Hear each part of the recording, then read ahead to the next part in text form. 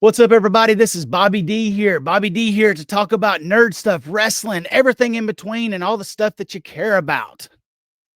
So here we go. 3, 2,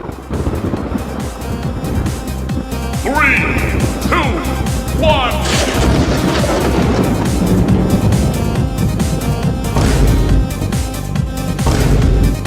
Go!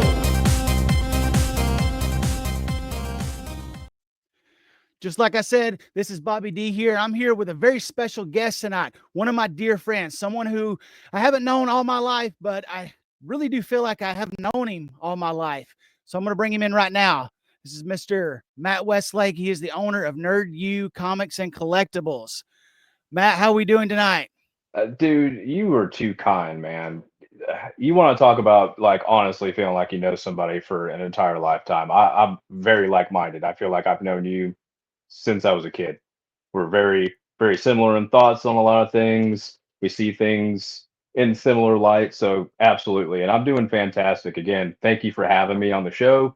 This is awesome, man. I appreciate it. Yeah, I have to go ahead and say I really like your background. I was before we come on the air here. I really started noticing all the things that you had back there. It kind of reminds me of this all the collage stuff I have back here and Very everything. So I think similar. we match. I mean, I'm telling you, it's like two peas in a pod. I'm telling you, man. I'm telling you.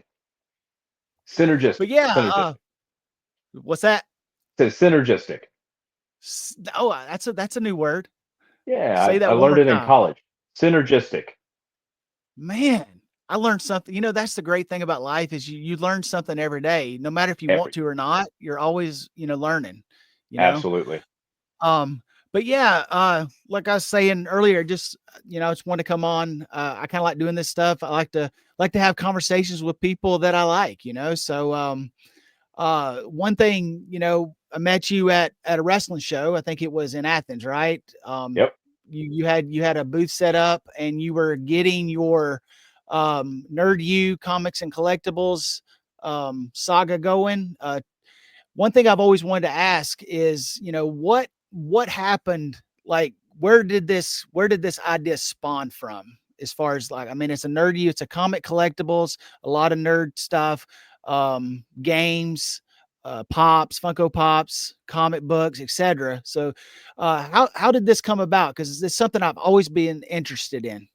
So to be perfectly honest, it started off when me and my wife bought our first house. Um, we had been together for oh man, probably 7 years before that, moving around, and I was dragging my collection along with me as it amassed. And we moved into our house, and she looked at me and said, "Something's got to happen. I can't do this anymore. It's too much stuff." And I said, "Okay." And so I found a business partner at the time, and we discovered the Conyers Toy Show, which is actually coming up not this coming Saturday, but next Saturday. It's a great show. It's a Sunday show. Um, I said Saturday, but it's a Sunday show. It's like 6 hours, but fantastic. They got a lot of great vendors out there. But I walked in there, threw all my stuff on a table. It looked like a yard sale. Um, and I came back with a little bit of money, and I was like, "This is amazing. I got to keep doing this." So Nerd U spawned out of pretty much most of my collection. Um, and since then, we've picked stuff up, moved stuff around. And when we met was right before I started my brick and mortar here in Commerce. Hmm. I started as a sponsor for Wrestling at Southern. I got to meet Scott, fantastic dude. Um, he gave me an opportunity there, um, brought me in as an announcer, and that's what kind of got my foot into the wrestling part. But Nerd U survived on the convention circuit for probably about 8 to 9 years. Um, and that's all we did. We just packed up a van or a U-Haul and just drove, set everything up, did the show, broke everything down, loaded it back up, and all went back into my garage. And yeah, so I think the most I had to to move everything at once, I think we had to get a 20-foot U-Haul at the peak time. So it was Wow. nuts. Yeah. And you just don't know how much you have until you start talking about 20-foot U-Hauls and Y- everything. Because I mean, I've been collecting, especially, I've been collecting all my life. Like you said, it's very similar. Your personal collection, you know, you have stuff from, you know, probably way back, and we're still collecting. Like you know, I'm always buying something. I'm on Marketplace, or I'm on eBay, or I'm at your store, or I'm, you know, somewhere else, and I'm Yep. always looking for something. I've been built in my collection, and my stepson was basically saying along those lines. It sounds a lot like your story. Like, yeah, Bobby, you're gonna have to open you up a store, or you're gonna have to start, you know, buying stuff and flipping it and selling it and everything. And I guess so that does make a lot of sense, that the how it starts. You know, you know, and then eventually you just have a place, a central place for it, and you know, a business and Pretty everything. much. So yeah, Pretty much, it, it's man. it's real interesting. I love that because I mean, and I really think that a lot of the collection craze came about when the pandemic happened, because that's when I started really noticing it, because you know, when we were at home and we couldn't go anywhere, and all the world was in, its state. And um I remembered I thought about, I was like, I got all this time on my hands now. My martial arts school, we're doing online stuff, so I'm at home a lot. And the first thing I thought about was, well, there was two games that I let somebody borrow back in high school. And that was The Legend of Zelda Ocarina of Time in 64 collector's edition, and Final Fantasy 7. Arguably two top tier games of Most the video definitely. game industry. And I remembered, I was like, I'll just go on eBay and just buy them back, right? You know, and not thinking about all this video game craze and this collection craze, or I didn't had no idea it was happening.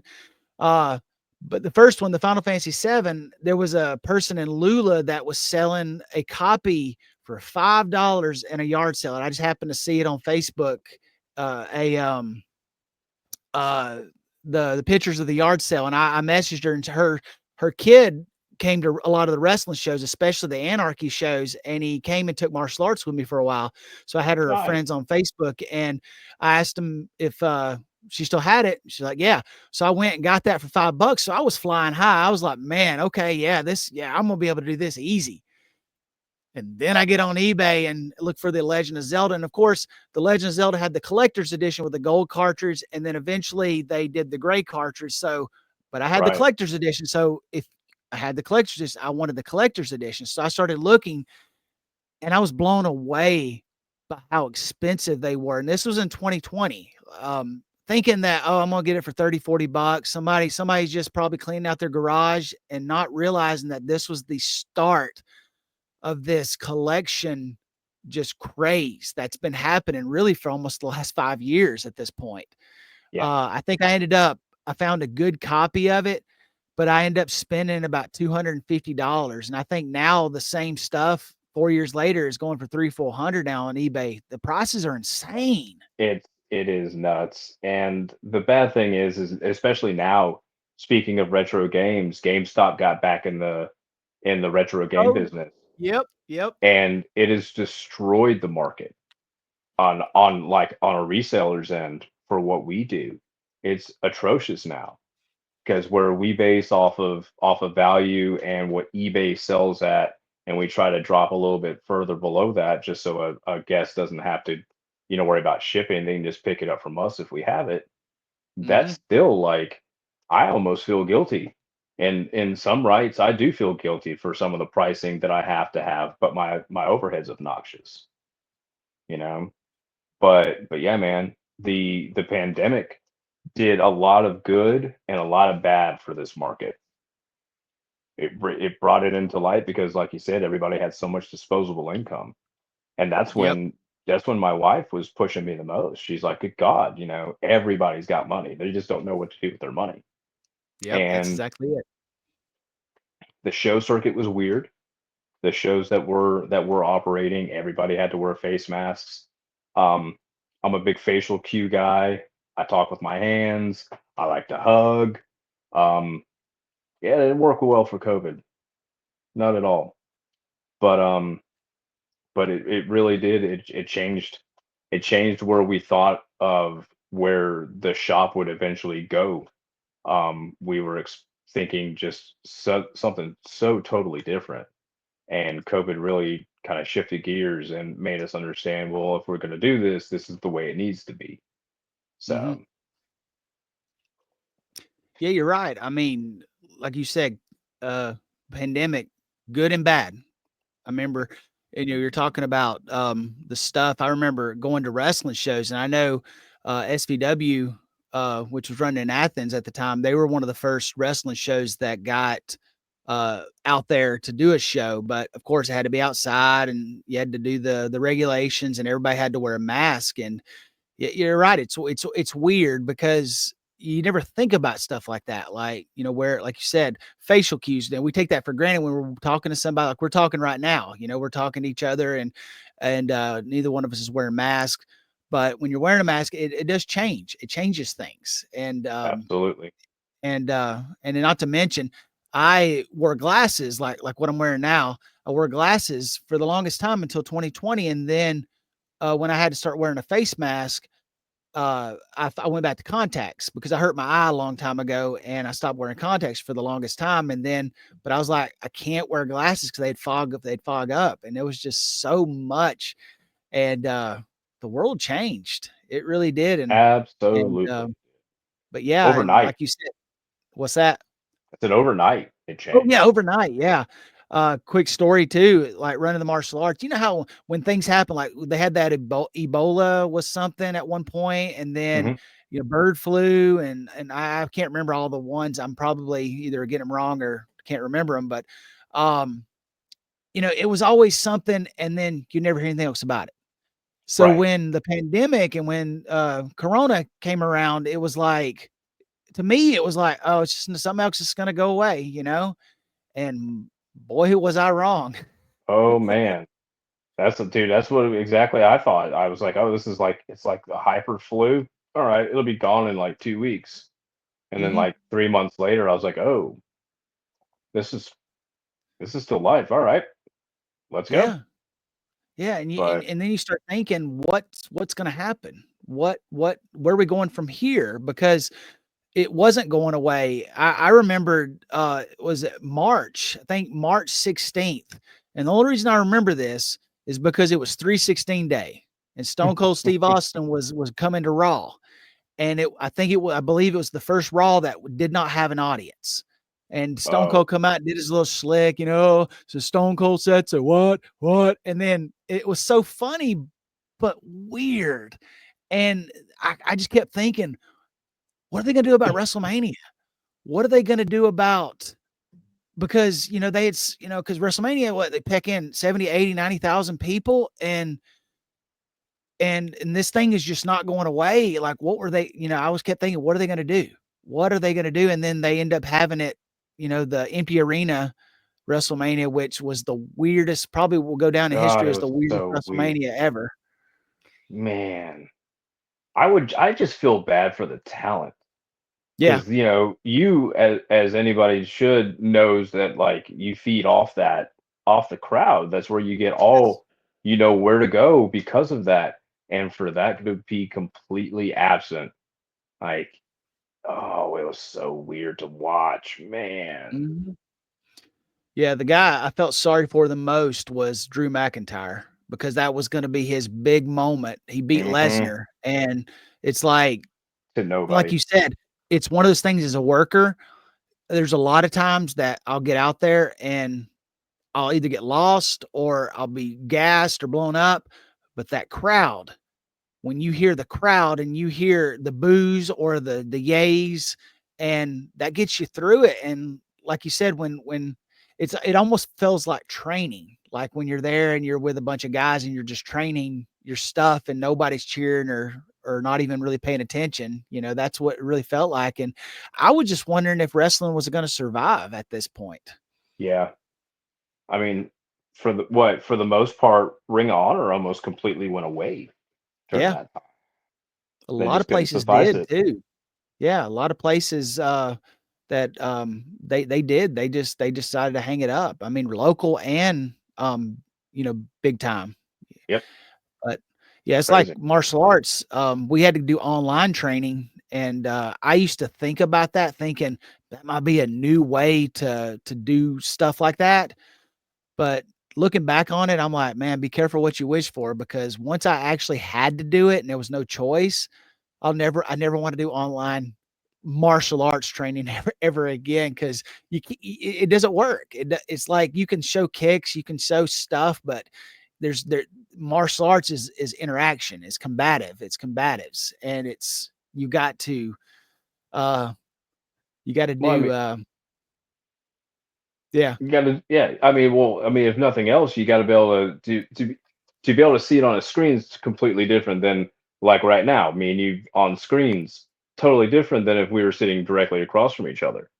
Same yeah, thing yeah, with I'm just going to assume with martial arts training. Totally different on screen as opposed to having that student right in front of you, so you can be like, oh, well, your feet are wrong. Oh, yes, wait, put your posture here, put your weight here. You can't mhm. see that stuff on film. Oh, yeah, yeah. And I think like you said, I think the bad of the wear martial arts and the wrestling, it was good for the collecting because, collecting, it doesn't have to necessarily be face to face because with the way the internet is now, you can talk to somebody half a world away and they might have something at a good price and you shoot them some money through PayPal and you get it a week Done. later. And I Yep. think that really helped with the collection thing because and not to mention and one thing I did forget, people got a lot of the government assistance too, and they got those checks and like they had money. Hmm. You know, I mean, when I Yep. got that money, I didn't use it because I knew I was gonna have to pay it back. I mean, nothing's free. I At some mean, point, yeah, we I all did. I used it for my taxes. When my taxes came due, I was like, "Well, I have the money to pay my taxes at least and to keep going another year." Yeah, Um, but absolutely. yeah but yeah, Matt, I love your story, man. I love it always starts with that idea, passion, the idea, and to get out there. And then, of course, I met you at a wrestling show, so I'm assuming that you are a big wrestling fan, because Guilty. there's this thing called Nerd U Championship Wrestling, and we have an Yeah. event coming up on December 7th. Yes, we do. Yes, we do. Yeah. Absolutely guilty. Aside from Star Wars, wrestling was like my babysitter growing up in the 80s. It wasn't taboo for parents to be like, "Oh, here, watch this, Jimmy," as I go sit outside with all of my friends and get, 6 sheets to the wind. Yeah, Um, so if I had just gotten done with Star Wars, my dad would have already gone to the base exchange to the little shopette and picked up the newest Rumble or SummerSlam or whatever. And so that way, while they were out hanging out with friends, I could be in the front room just watching wrestling. It was a thing me and my grandfather did, and I never outgrew it. And um, got called a nerd so much during like through school because like, oh, it's fake. Oh, you can say that all you want to, but what that dude just did wasn't fake. no, But no, yeah, but I still to this day I love it, man. I love nothing more than to watch a story unfold.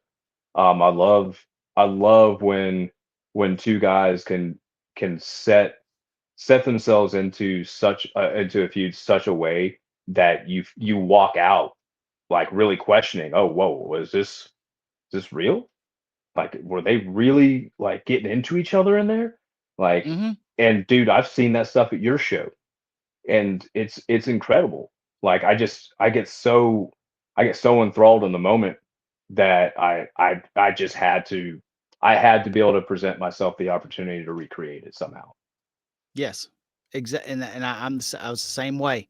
I remember, like you said, in high school, my cousin, I don't talk to him much anymore. He works for Walmart and he lives in Alabama, I believe. But he's always going somewhere because Walmart sends you all over the place. But I remember me and him when we were in high school. We loved wrestling. We loved video games, Mortal Kombat, fighting games, the competitive, the arcades and stuff. And then one day he just grew out of it, like almost like overnight, like you said earlier, overnight. He just grew out of it, and he would throw a lot of shade at me as far as, why are you still into that, Bobby? Why are you still into video games? Why are you still into, like you said, Star Wars? Why are you still into, wrestling and stuff? And then, of course, the Attitude Era helped because it grew up, and we were able to, experience that for a couple of years. But eventually, he moved on, and it's almost like, you just kind of forgot where he came from. And the one thing that stuck in my brain from what he said is, he would tell me, he's like, you're going to grow out of it eventually too, Bobby. And I'm like, okay. And then every year that's went by, and that was when I was 18, 19 years old, flash forward 20 years later, it still hasn't left. Like, I love, and now I do prefer the old school type of wrestling. Get it? Old school wrestling alliance, old Hey, school, hey. Yeah, yeah. And but and I like you said, I have the fond memories of going and renting a tape from the video store, watching the next Coliseum video release of WrestleFest, and then watching the Macho Man collection and stuff. And I know wrestling nowadays, it has its audience and stuff, but I don't think I'll ever not either pay attention to or not be involved in wrestling in some form or fashion at this point. I just think it's just ingrained at this point. And like you said too, like when I started my own promotion, it was the exact same thing. I wanted to recreate the stuff that I saw and got excited about. And I wanted other people that are coming up to say the same thing I did. Like, wow, like, I know that, oh, I know it's wrestling, but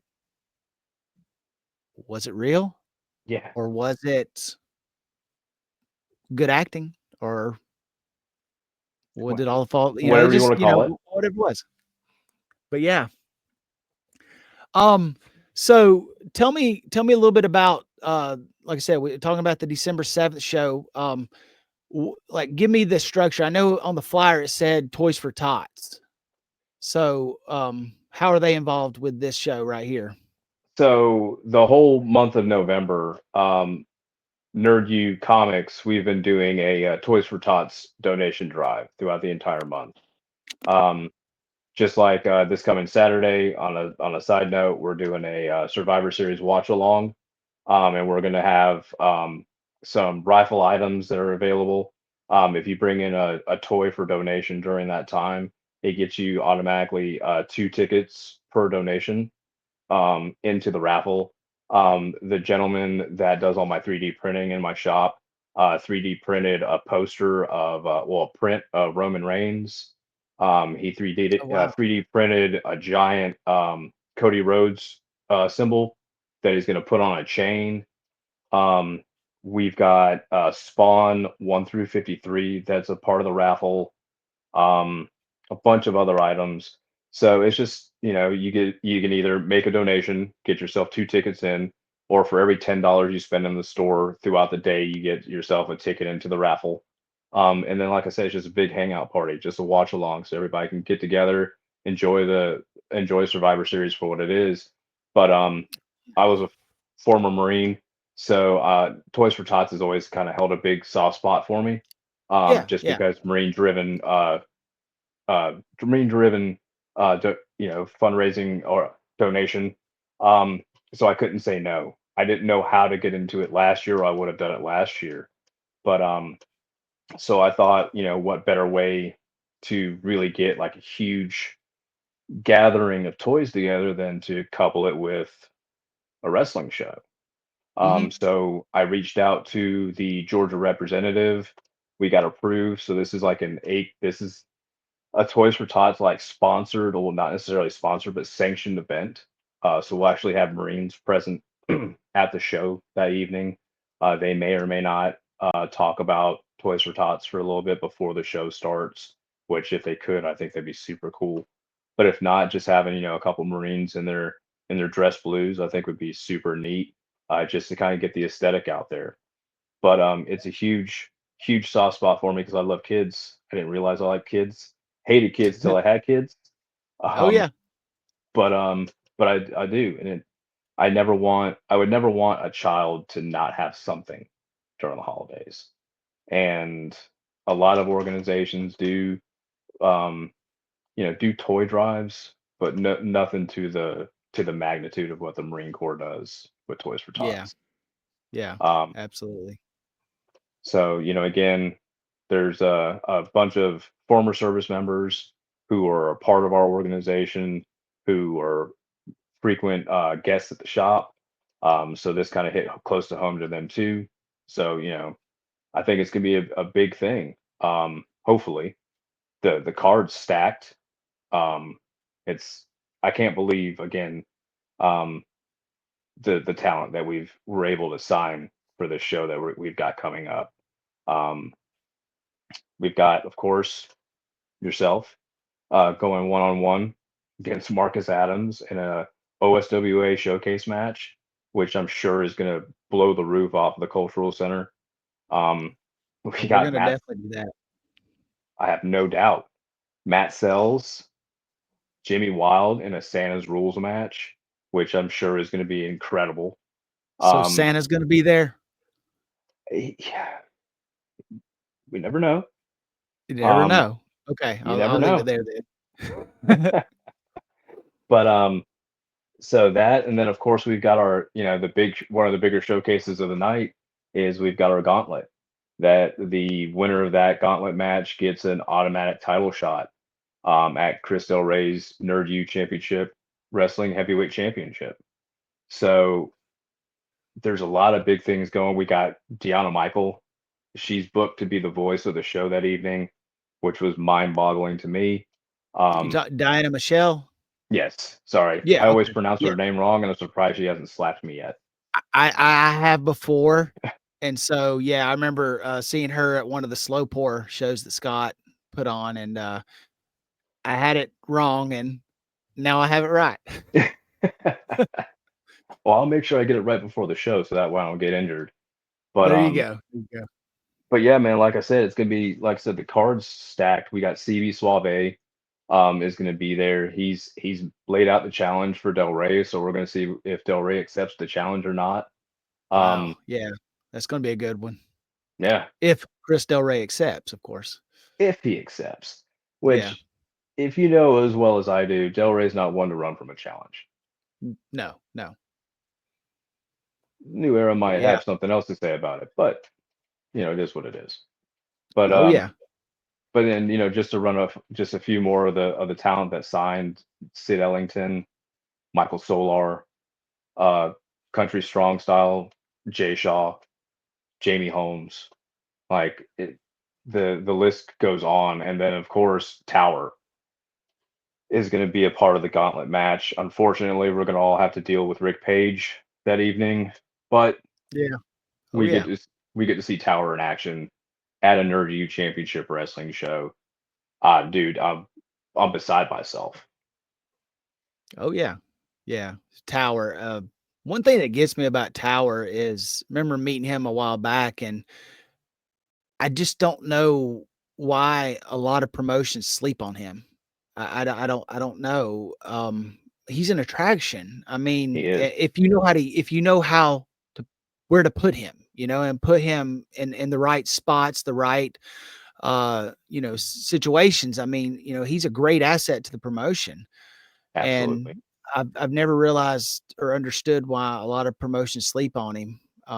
But hey, that's just my own humble opinion. At this point, I'm just some guy up here in North Georgia, right? Oh, come on now. That Quit likes being so wrestling. humble. Quit being so humble. No, Well, I totally agree with you. He is an attraction, and he should be treated as such. mhm, Um, I mean, hell, you got to think the way that Andre was booked before Vince really got a hold of him. That dude, he didn't like he was your centerpiece. He mhm. didn't have to be the main event. Wherever you put him was perfect. He did what he came to do. The fans loved it, and they were in for the rest of the show. And Tower's no different. I think, honestly, if I think a lot of promotions have done themselves justice not bringing him in because they don't know how to book him. Yeah, yeah, I can see that. It reminds me a lot of Big Show when Big Show came to WWE. Um, being in WCW, and if you know the behind the scenes stuff about how, in WCW they used him a lot differently than they did in the WWE, and Hmm. I think, and you could see a lot of times that they really didn't know how to use him, a big guy of his stature, because I think somebody said at one point that he's not really a giant. He is just a large person that can still do the moves that a 180-pound person can do. I mean, and I think they couldn't figure out, use him as a giant, use him as just a gigantic, regular person, Right. and it's two different things. And like you said, I think that's a good way of looking at it. Because like I said, I've always thought Tower. I remember the very first time I ever faced him. Wow. I mean, he's all business. And Oh and yeah. you don't know how to take him a lot of times, because but I will say this, he is behind out of the ring, he is one of the nicest and most respectful guys out there. If any promotion had 10 people like Tower, they have gold. They'd have Oh gold. yeah. They wouldn't have to worry about a thing. I mean, that's just how good of a guy he is. And but yeah, I like that's why I've always wondered about that. Like um, why people Well, they sleep on him. yeah. It's ridiculous. I'm with you. He's he should be displayed as the attraction, and whoever does it is going to, like, they're gonna th- as somebody already, like, you benefit. Mhm. People come to see that man. They like I wish I could have gotten him sooner. Yeah. Honestly, if I could have got my hands on this man sooner, I would have dealt with Paige and been absolutely happy because the fan base for Tower is ridiculous. It's about as big as yours. Yeah. Oh yeah. Yeah, and that's the thing. I mean, yeah, a lot of people they don't see those things. He does. I mean, it's hard sometimes to, he's always like, how do I keep people reacting the right way? If you know what I mean, like the boos and the yays, if he's supposed to be getting boos, how do you keep people booing you? And if you're supposed to get the yays, how you supposed to get people to yay you and stuff? But like, yeah, he's definitely got a fan base, and I didn't really understand that until we really started using him on a consistent basis, and especially when we finally pulled the trigger and put the belt on him. And at this point, he can be the champion forever for all I'm concerned. I don't know if anybody will ever take it off of him. Hey man, I mean, Towers, he's white hot, dude, and Mhm. he is not a bad. He is not. He is probably one of the best options to put a title on. Yeah. Absolutely, Oh, yeah. and he could. You could put that man in the position of Ric Flair to where he just travels around, and if he wins, he wins, and if he doesn't, he's still the best, and nobody can tell you any different. But Yep. the likelihood of Tower not winning a match is usually far and few between. Yeah. And that's how you tell a story. I mean, I think some people have said to me, not in a bad way, but they're like, "Well, you put the belt on Tower, how the heck are you gonna get it off of him?"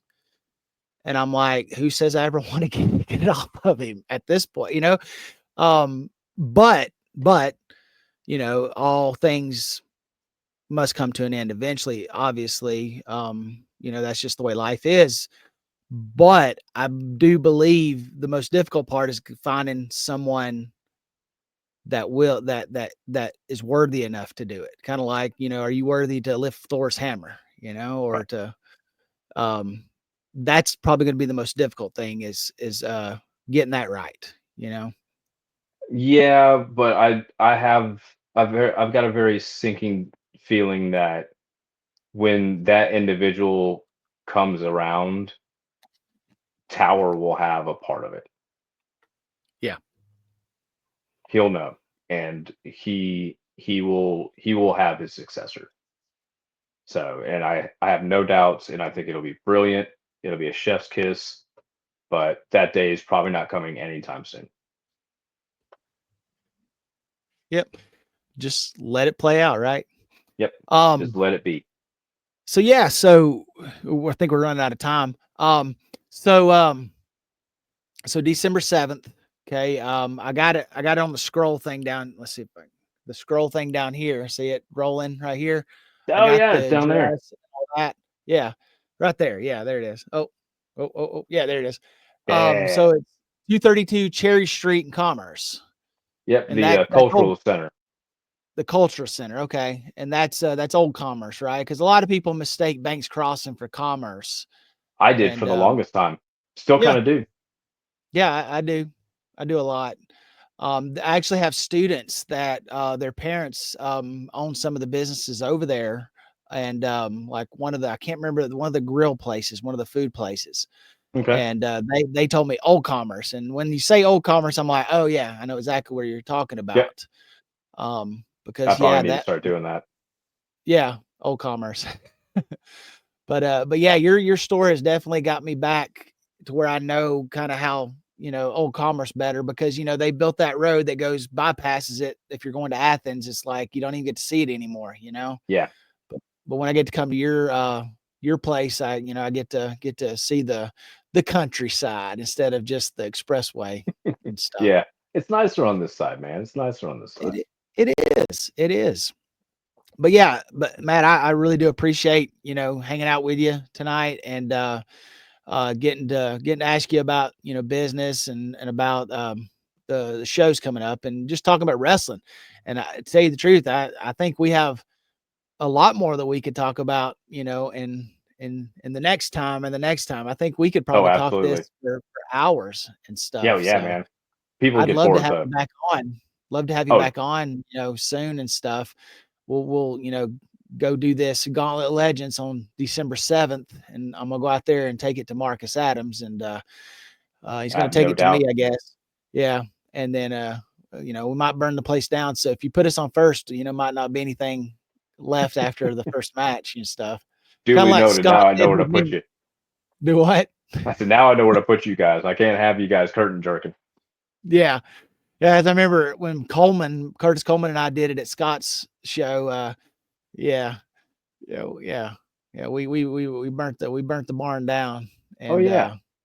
yeah, had people. I won't name names. Had people in the back kind of complaining because How do you follow uh that? yeah, because yeah, because that's part of it. You gotta Oh yeah, man. You gotta cement you yourself. yep, you gotta upstage it. Just like the show we did this past weekend. It's like, gosh, like I told you earlier, might have been too successful. So we'll see the fallout, see what comes out of it, see how we're going to top that. Bobby, I've got no doubt, dude. From the first show that I ever got to see of yours to the last show I got to be at, like it's only gotten better each time, man. So you got this, bro. No doubts. I No doubt. appreciate that. Yeah, it's the wrestling company, the wrestling business, it's weird. Like we talked about just before we have to get off here. We talked about, and when the pandemic hit, I really thought I was done. Like I was doing some stuff at SVW, having some fun there, but I if you would have told me in 2024 going into 2025 that there was still a lot left in the tank and still a lot left to do, back then I would have been like, nah, I think I'm gonna go right off into the sunset. And but I will say this, just meeting people like you, and meeting people like Scott, meeting people, like Ryan, and Tower and Marcus, and just I know I'm probably missing people, but it gave me a new era. It gave me a new era into the next stage of wrestling, because I know what the OSWA was from 2012 to basically 2020. And once we got past the big roadblock, and it's been good. So I've been having fun, and that's been the key. And Right. I've always told everybody, as long as I have fun, I'll keep doing it. But the minute I stop having fun, It's over with. that's when we'll have a problem. But Yep. hopefully that won't happen for a while. So I hope not. I hope not. I good never deal. want to see you go away. Yeah. Well, I don't want to see you go away either. So we got to get everybody to your store and buy a bunch of stuff this holiday season. Okay. Please, Black Friday sales. Let's go. It's Black Friday coming up. Hopefully this will be out before Black Friday. I'm going to try to get it out probably Thursday before the Thanksgiving. Thanksgiving. Heck Hey, that's yeah. what Happy that is. Thanksgiving. Yeah, Yeah. happy Thanksgiving. Everything. But Matt, thank you so much for sitting down and talking. And like I said, I look forward to doing this a lot more with you. Absolutely, sir. Thank you for having me. And Bobby, don't threaten me with a good time, man. Anytime you want to do this, let's go, brother. Absolutely. All right. Thank you very much, man. Thanks, man.